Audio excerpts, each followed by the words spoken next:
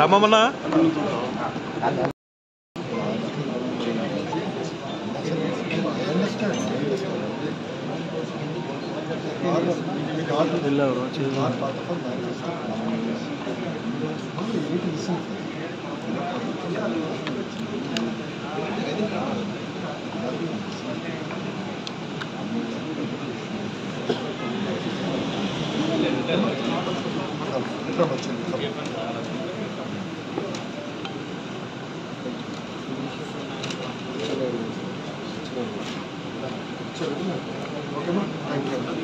ఎందుకు బయటకు పెట్టారు కింద పెట్టినా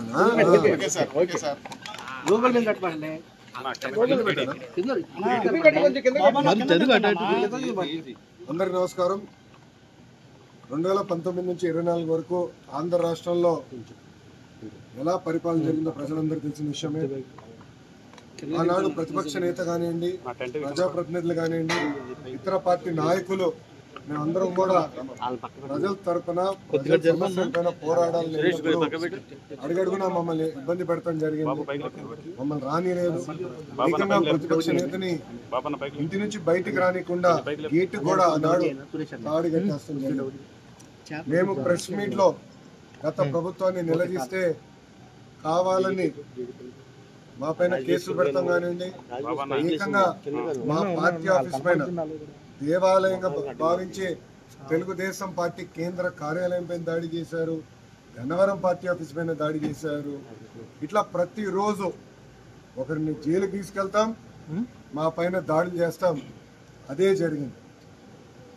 నేను ఆనాడు ప్రజలందరూ చెప్పాను. దాదాపు 90 బహిరంగ సభల్లో, యువగలం బహిరంగ సభల్లో ప్రజల ముందల ఎర్రబుక్ చూపించి ఏ అధికారులు వైకాపా నాయకులైతే చట్టాన్ని ఉల్లంఘించి ప్రజల్ని, తెలుగుదేశం పార్టీ కార్యకర్తలు ఇబ్బంది పెట్టారో న్యాయపరంగా వాళ్ళపైన చర్యలు తీసుకుంటా, వాళ్ళని వదిలిపెట్టనని ఆనాడు హామీ ఇవ్వడం జరిగింది. మొన్న కావాలని ఒక దళితుడిని కిడ్నాప్ చేసి కేసు విత్డ్రా చేయించారు ఇక్కడున్న మాజీ శాసనసభ్యుడు. ఆ కిడ్నాప్ కేసే ఈరోజు, ఆ కిడ్నాప్ వల్లనే ఈరోజు ఆయన జైలుకి వెళ్ళే పరిస్థితి. అన్ని వాస్తవాలు బయటికి వస్తాయి.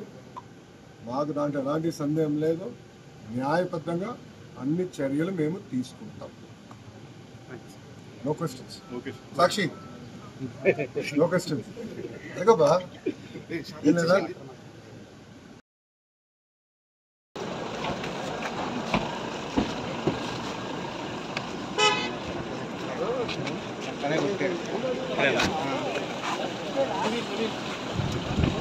इसमें कौन बैठेगा?